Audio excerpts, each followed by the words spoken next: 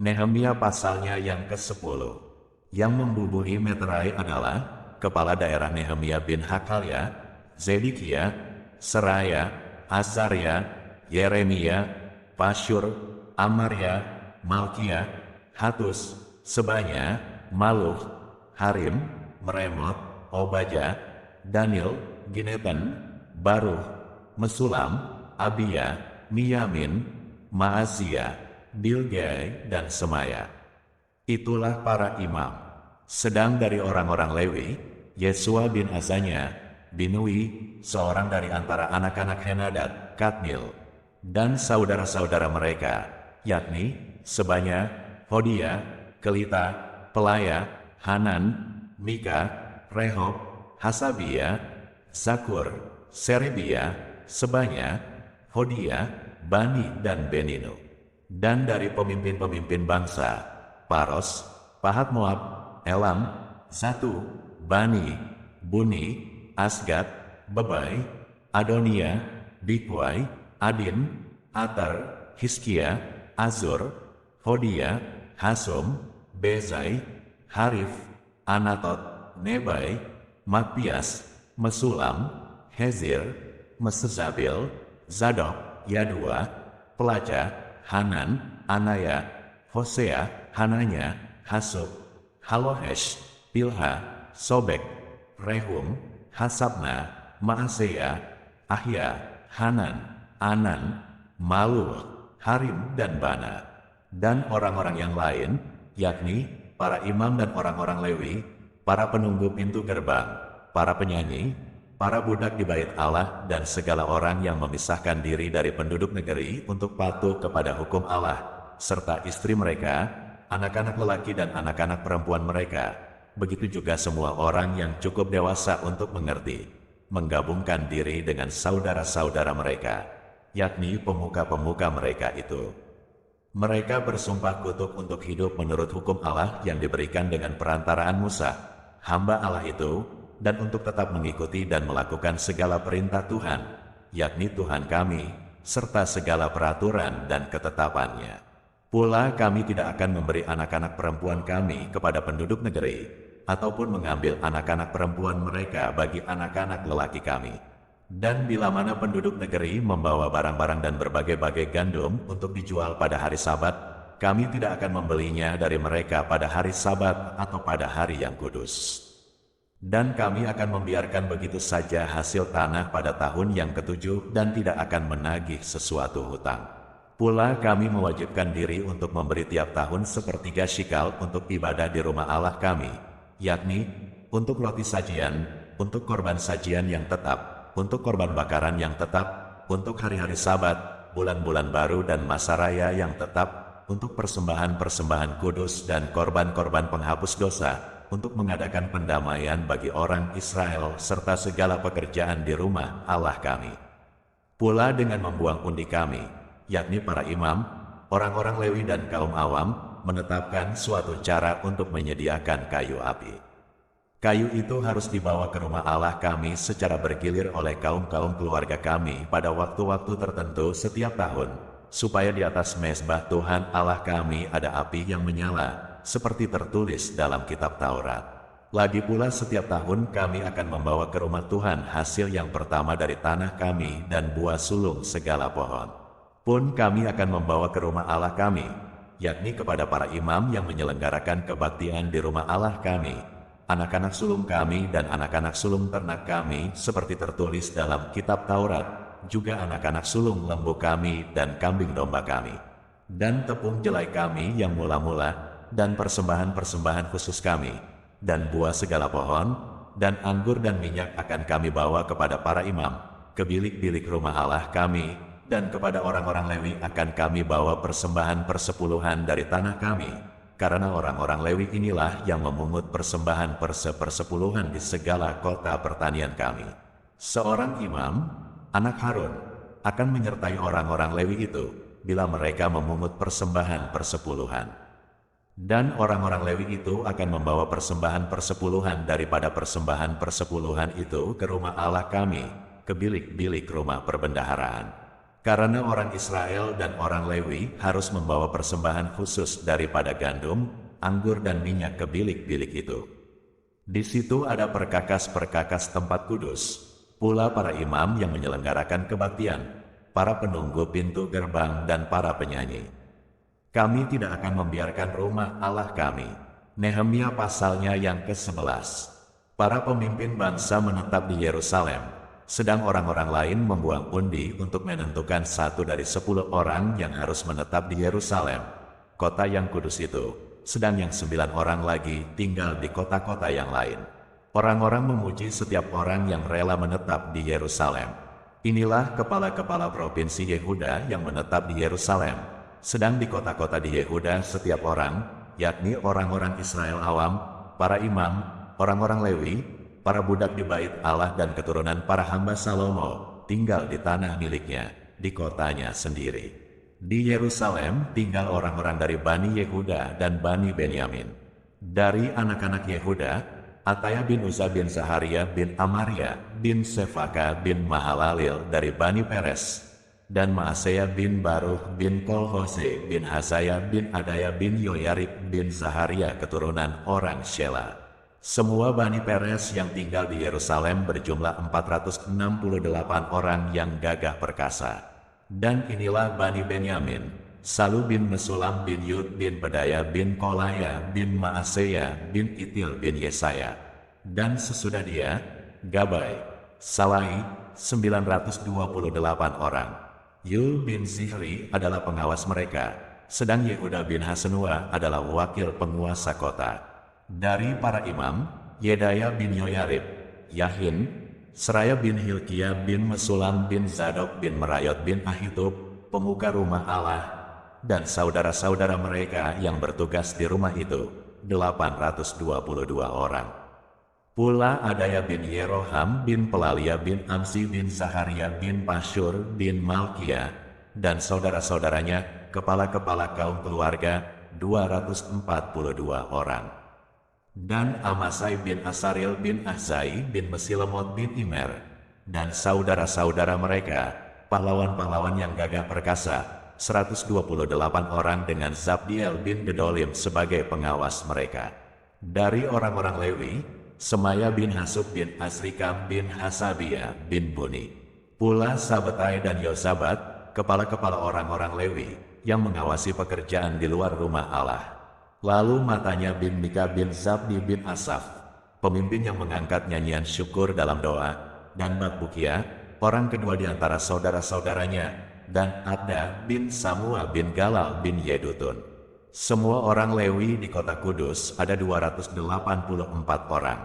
Para penunggu pintu gerbang, Akub dan Talmon dengan saudara-saudara mereka yang mengadakan penjagaan di pintu-pintu gerbang, berjumlah 172 orang. Selebihnya dari orang-orang Israel awam dan dari para imam dan orang-orang Lewi ada di semua kota Yehuda, masing-masing di tanah pusakanya. Tetapi para budak di bait Allah tinggal di Ofel. Ziha dan Gispa adalah pemimpin para budak di bait Allah itu.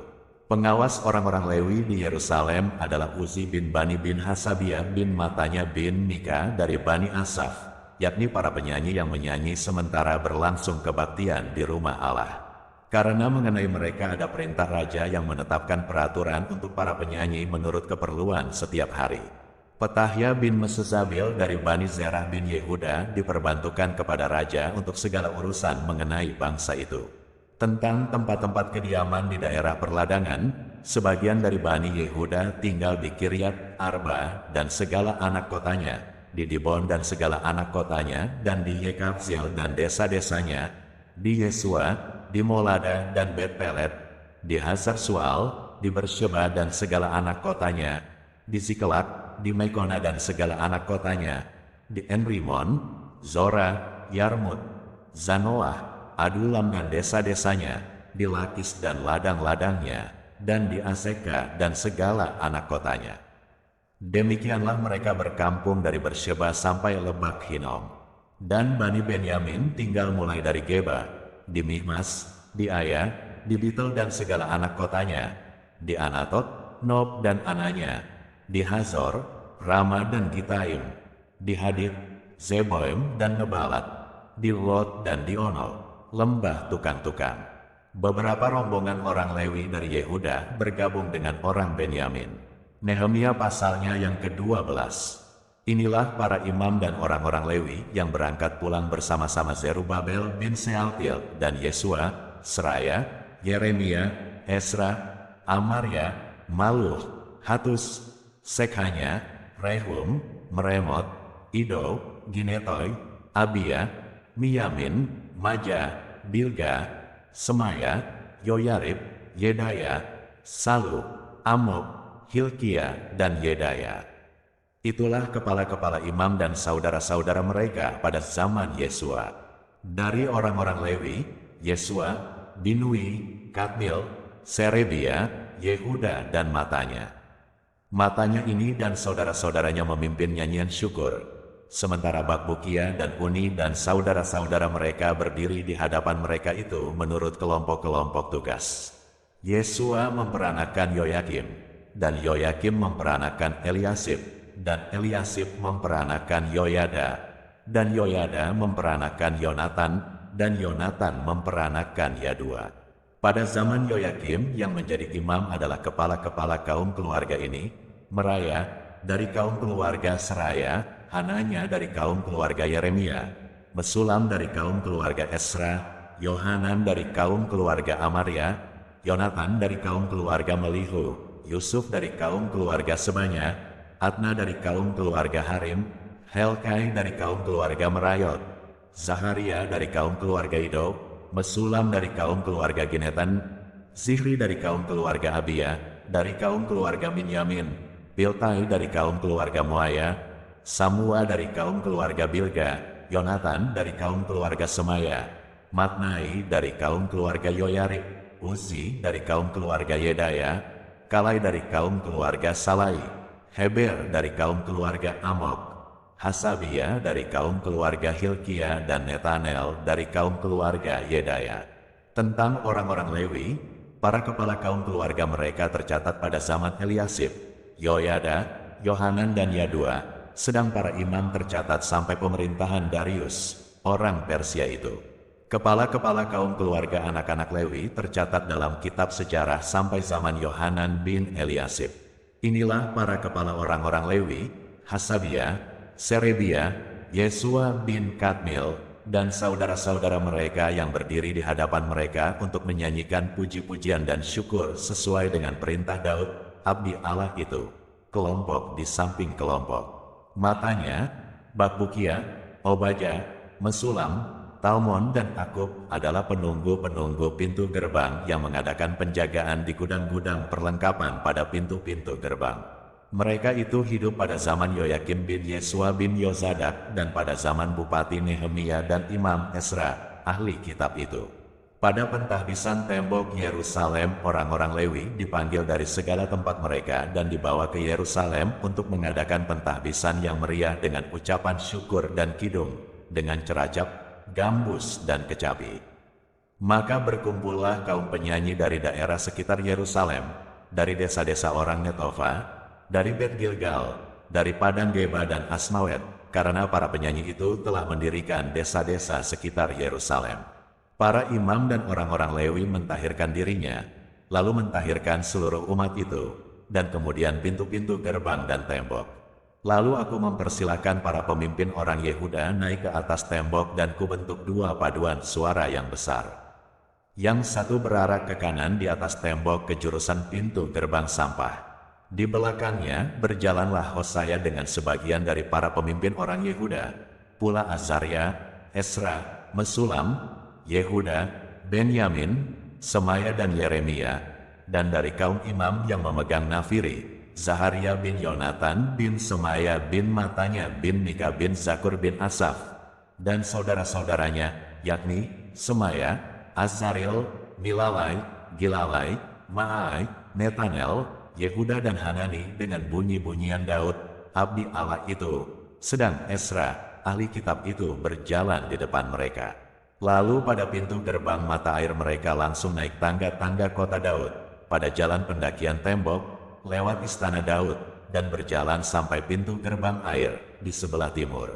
Dan paduan suara yang kedua berarah ke kiri, dan aku mengikutinya dengan sebagian dari orang-orang itu melalui tembok dan menara perapian sampai tembok lebar. Lalu kami melalui pintu gerbang Efraim, pintu gerbang lama, pintu gerbang ikan, menara Hananel, dan menara Mea sampai pintu gerbang domba. Mereka berhenti di pintu gerbang penjagaan. Kemudian kedua paduan suara itu berdiri di rumah Allah. Demikian juga aku bersama-sama sebagian dari para penguasa dan para imam, yakni Eliakim, Maaseya, Minyamin, Mika, Elyoenai, Zaharia, Hananya dengan memegang nafiri, dan Maaseya, Semaya, Eleazar, Uzi, Yohanan, Malkia, Elam, dan Ezer. Lalu para penyanyi memperdengarkan kidung di bawah pimpinan Yisrahya. Pada hari itu mereka mempersembahkan korban yang besar. Mereka bersukaria karena Allah memberi mereka kesukaan yang besar. Juga segala perempuan dan anak-anak bersukaria, sehingga kesukaan Yerusalem terdengar sampai jauh.